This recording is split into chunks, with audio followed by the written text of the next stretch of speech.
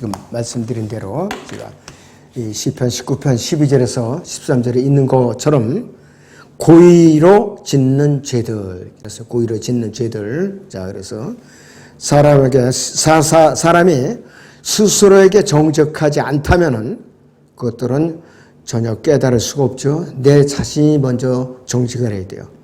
또 사람의 자신에게는 진실하다고 말을 해도 하나님 앞에는 여전히 거짓될 수 있다 이것이에요. 하나님 앞에는 여전히 거짓될 수 있다 이것이에요. 만약에 어떤 사람이 옳고 그름에 대해서 진짜 불가지런자라면은 그는 어떤 일에 대해서 옳고 그름을 아는 누군가에게 가야 할 의무가 있다는 사실을 인지해야 되는 것이죠. 우리 하나님의 눈에 숨겨진 과거들로부터 깨끗하게 될 필요가 있어요. 자기 연민으로 보낸 시간, 자기를 높이며 보낸 시간, 인정받지 못함으로써 괴로워한 것, 그 다음에 정신적으로 게으른 것, 무자비하게 비판한 일, 주의를 이제 끌려고 한 일, 그 다음에 스스로 자기가 근심 걱정에 사로잡혀 있었던 것, 그 다음에 여러 가지로 자기가 스스로 죄의 짐을 스스로 지고 종교 행위를 일삼았던 모든 것들이 다 고의적으로 짓는 죄들이에요. 무섭죠? 고의적으로 짓는 죄들이라고 했어요. 그래서 고의로 짓는 죄들은 다윗은 두 가지 죄를 고의로 졌어요. 밧세바의 간음을 범했고 그 남편이 우리아를 최전선에 내보내놓고 병력을 후퇴해놓고 활을 쏴가지고 죽게 만든 거예요. 우리아에게 밀봉된 편지를 써서 요압 장군한테 보낸 거예요. 바로 여기에 공모했던 요압도 나쁜 사람이죠. 그 사람도 양심상 그렇게 했으면 옳지 않은 것이에요. 그래서 이것들은 미리 생각하고 조심스럽게 계획하는 게 였고 뚜렷하게 계시된 하나님의 명령을 무시한 채 이행한 고의로 지은 죄들이었어요. 고의로 지은 죄들. 다윗은 이 죄가 가장 크게 지었던 거예요. 하나님의 이제 은총으로 다윗이 특별한 자비를 받지 않았다면은 다윗도 죽었어야 돼요. 마땅히 죽었어야 되는데 하나님의 은총으로 특별한 자비로서 다윗은 용서를 받았어요. 딴 사람 같으면 죽였죠. 바로 죽였어요. 이러한 유형의 죄에 대해서 가장 좋은 예는 뭐냐? 비정상적 성행위 문화라든지 또 이것이 바로 동성연애예요. 동성연애. 이 시대에. 그래서 이 시대의 고의로 짓는 죄는 동성연애가 대표적인 거예요. 이 시대는. 그들의 생활 방식은 그들이 죽음을 사랑하며 결과에 어떻게 되든 하나님을 대항해서 죄를 지으려 한다는 사실을 공공연히 고의적이고 의도적으로 열성적으로 증명하는 것이 이것이 동성연애의 죄예요. 보통 죄가 아니에요. 이것이. 그것들은 고의적으로 짓는 죄예요. 고의적으로 짓는 죄. 베드로서 2장 9절부터 보죠. 주께서는 어떻게 경건한 자들을 시험에서 구해내시고 불의한 자들을 형벌에 처할 심판의 날까지 가두실 것을 아시느니라. 특히 더러운 정욕 가운데서 육체를 따라 행하고 통치권을 무시하는 자들에게니라. 그들은 대범하고 완고해서 위험 있는 자들을 비방하기로 두려워하지 아니하느니라. 더 큰 능력과 권세를 가진 천사들도 주 앞에서 그들을 거슬러 비방하는 송사를 하지 아니하나.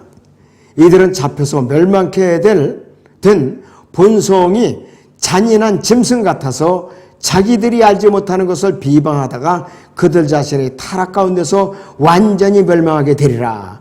그들은 불의의 대가를 받게 되리니 대낮에 흥청거리는 것을 낙으로 여기며 너희와 더불어 잔치를 즐기는 동안에도 자신들이 속임수로 방탕하니 그들은 점과 흠이요 음욕이 가득 찬 두루가지며 죄로부터 단절될 수 없고 견고하지 못한 혼돈을 유혹하며 그들의 마음이 탐욕으로 단련되었으니 저주받은 자식들이니라 그랬습니다. 동성연애에 한번 빠져들면 엄청난 죄를 지는 것이에요. 엄청난 죄를 지는 것이에요. 그래서 이 큰 죄와 관련해서 구약에 있는 큰 계명은 예수 그리스도께서 정의를 해 놓으셨어요. 예수 그리스도께서 마태복음 22장 봅니다. 36절부터 선생님 율법 중에서 어느 계명이 크니까라고 하니 예수께서 그에게 말씀하시기를 너는 네 마음을 다하고 혼을 다하고 생각을 다하여 주 너의 하나님은 사랑하라. 이것이 첫째며 큰 계명이니라. 둘째는 이와 같은 네 이웃을 네 자신과 같이 사랑하라. 모든 율법과 선지서들이 이 두 계명에 달려 있느니라고 하시더라 그랬습니다. 두 가지로 계명을 요약을 해놓으셨어요. 혼돈하지 말라고. 그래서 이 계명을 하나님께서 모세에게 처음 주셨을 때에 이것이 출애굽기 20장의 3절에서 6절에 나타나고 있죠. 출애굽기 20장을 봅니다. 3절에서 6절을 같이 보겠습니다. 너는 내 앞에 다른 어떤 신들도 있게 하지 말지니라. 너는 어떤 색의 형상도 내게 만들지 말고 또한 위로 하늘에 있는 것이나 아래로 땅에 있는 것이나 땅 아래 물에 있는 것이 어떤 모습이든지 만들지 말며 너는 그것들에게 절하지 말고 그것들을 숨기지 말지니라. 이는 나 주 너희 하나님은 질투하는 하나님이니 나를 미워하는 자들을 섬사대까지 그 조상들이 죄악을 그 자손들에게 미치게 하고 나를 사랑하고 나의 계명들을 지키는 자들에게는 수천대까지 자비를 베푸느니라 그랬습니다. 오전에는 잠언 공부 시간에는 쾌락도 이 시대에 아주 엄청난 신이라고 그랬죠. 쾌락. 이것이 신임에서 우상 숭배라 이것이에요. 그리고 우상을 섬기는 거 이것이 보통 죄를 짓는 것이 아니라 고의로 짓는 죄가 바로 우상 숭배예요. 자, 마태복음 27장 24절에서는 폰티오 빌라도가 나는 이 의로운 사람의 피에 대해 무죄하니 이랬어요. 의로운 사람의 피. 그래서 이 의로운 사람은 바로 예수 그리스도죠. 자, 그래서 예수 그리스도께서는 누구신가? 바로 하나님의 형상이세요. 하나님의 형상. 그 당시에 유대 초림 때 유대인들은 하나님의 형상을 직접 본 사람들이에요. 3년 반 동안 공사역 3년 반 동안 하나님의 형상을 직접 본 사람들이에요. 그러면서 그분을 저주하면서 그의 피를 우리와 우리 자손에게 돌리라. 이렇게 저주를 했고 종교 지도자들은 카이사 외에는 우리가 왕이 없나이다. 이렇게 저주를 퍼부은 것이요. 그래서 이들의 죄는 큰 환난을 통해서 죄값을 치르고 남은 자들만이 구원을 받게 될 것이에요. 히브리서 1장 3절을 보죠. 그는 하나님의 영광의 광채시며 그분의 인격의 정확한 형상이시고 그의 능력의 말씀으로 만물을 붙들고 계시며 친히 우리의 죄들을 정결케 하시고 높은 곳에 있는 위엄 있는 분이 오른편에 앉으셨으니 그랬습니다. 부활성찬에서 하나님 오른편에 앉아 계셔야 지금 어떤 역할을 하느냐? 지금 이 시대에는 우리를 위해서 대제사장으로서 우리를 위한 중보자로서 또 우리를 위한 변호인으로서 역할을 하고 계신다 이것이에요. 하나님 오른편에 그 자리에서 일어서시면 재림하시는 거예요. 앞으로는 일어서셨다가 이제 다시 앉으셨죠. 스테판이 돌로 맞아 죽었을 때에 다시 앉으셨어요. 그분께서는 이 스테판은 인자가 서신 것을 보노라고 그랬죠. 인자로 표현했는데 그분께서 이 땅에 육신을 입고 하나님으로 계실 때에 인자라고 불리셨어요. 초림 때에도 인자로 불리셨고 재림 때에도 인자라고 다시 불리십니다. 그러면서 그들이 메시아 왕으로 불리시고 참 하나님으로 하나님의 보좌에 앉으셔서 영광의 보좌에 앉으셔서 이 땅을 1000년 동안 직접 통치하실 분이에요. 그런데 그분께서 다윗의 문자적인 다윗의 백성인 유대인들의 왕이세요. 유대인들의 왕. 마태복음 25장 31절을 봅니다. 인자가 그의 영광 중에 오고 또 모든 거룩한 천사들이 그와 함께 오면 그때 그가 그 영광의 보호자에 앉으리니 그 앞에 모든 민족들을 모아놓고 마치 목자가 양들을 염소에서 갈라놓듯이 그들을 따로 갈라놓으리라 그랬습니다. 그의 영광의 보호자는 다윗의 보호자이죠. 그리고 그분께서는 이방 민족들을 심판하시고 팔레스타인 정화시키고 지상하고 성전에 앉아서 1000년 동안 통치하셔요. 1000년 동안. 온 세상을 통치하시고 다윗은 예루살렘의 통치자예요. 예루살렘의 치리자. 그 당시에는. 자, 성령께서 킹제임스 성경 본문에서 모든 히브리 학자들이 무시하는 거 지켜보죠. 놓쳐버린 거 보면 첫째는 시편 21편에서는 한 왕이신 예수 그리스도께서 면류관을 쓰셔요. 시편 21편 봅니다. 3절을 봅니다. 이는 주께서 선한 복으로 그를 대하시며 그의 머리에 순금 면류관을 씌우심이니이다 그랬습니다. 면류관을 쓰시는 장면이에요. 22편에서는 왕이신 예수 그리스도께서 십자가에 못 박히시는 장면이 나와요. 22편 16절에서 18절을 같이 보겠습니다. 개들이 나를 에워싸고 악인의 무리들이 나를 둘러쌌으며 그들이 내 손과 내 발을 찔러나이다 그랬습니다. 악인의 무리들은 그 당시에 로마 군병들을 말하는 것이에요. 손과 발에 못을 박은 것이. 내가 내 모든 뼈들을 셀 수 있으니 그들이 나를 보며 쳐다보나이다.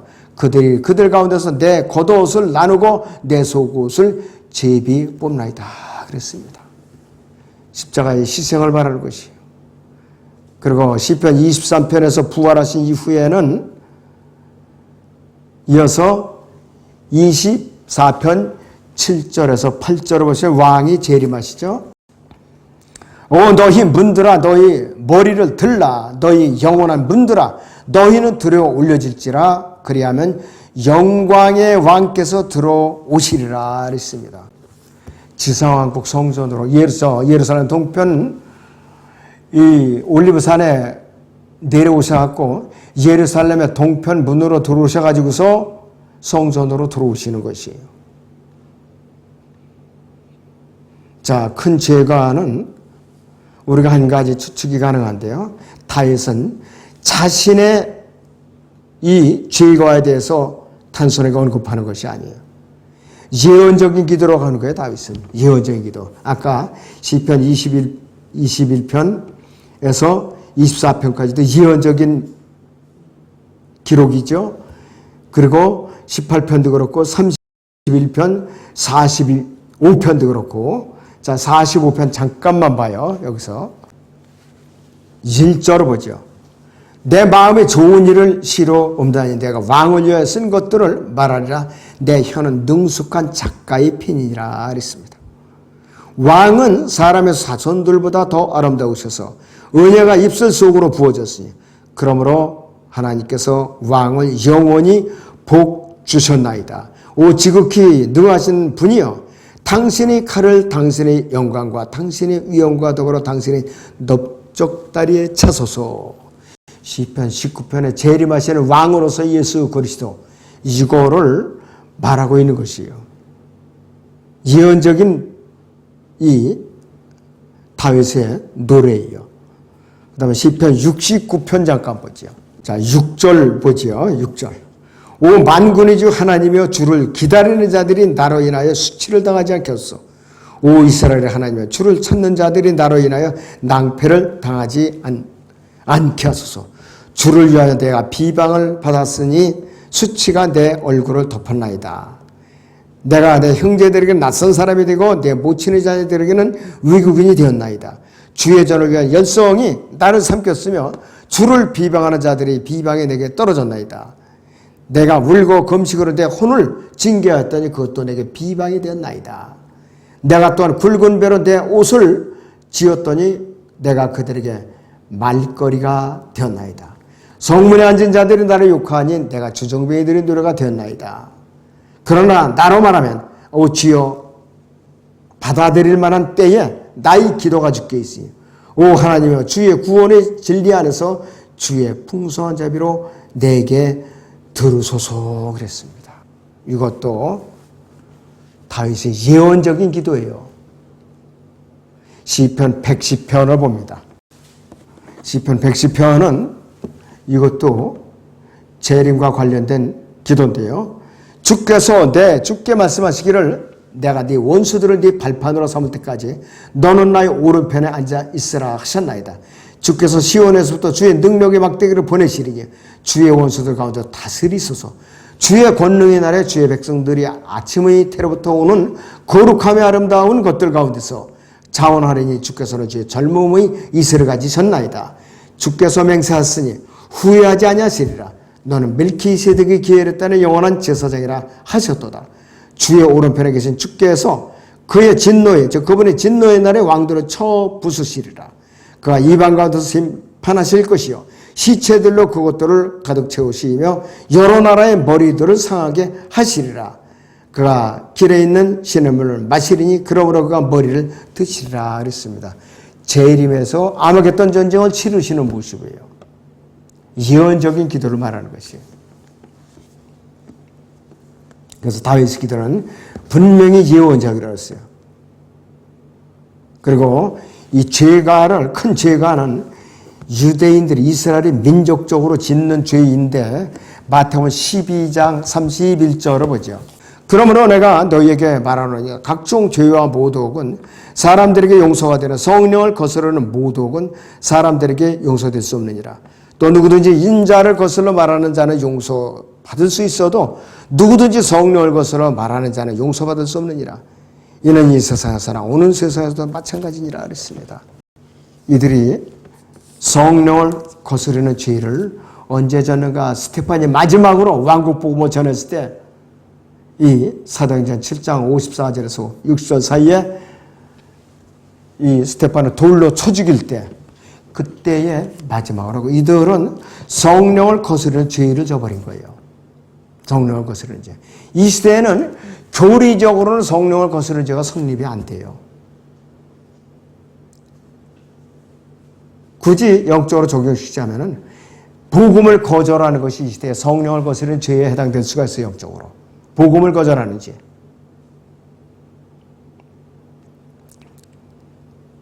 그리고 이들은 민족적으로 예수 그리스도를 거부해버렸죠. 아까 마태복음 27장 25절이나 또 이제 요한복음 19장 15절에서 민족적으로 이들은 이방인 왕, 로마 제국의 왕인 카이사 외에는 왕이 없나이다 이렇게 외쳤어요.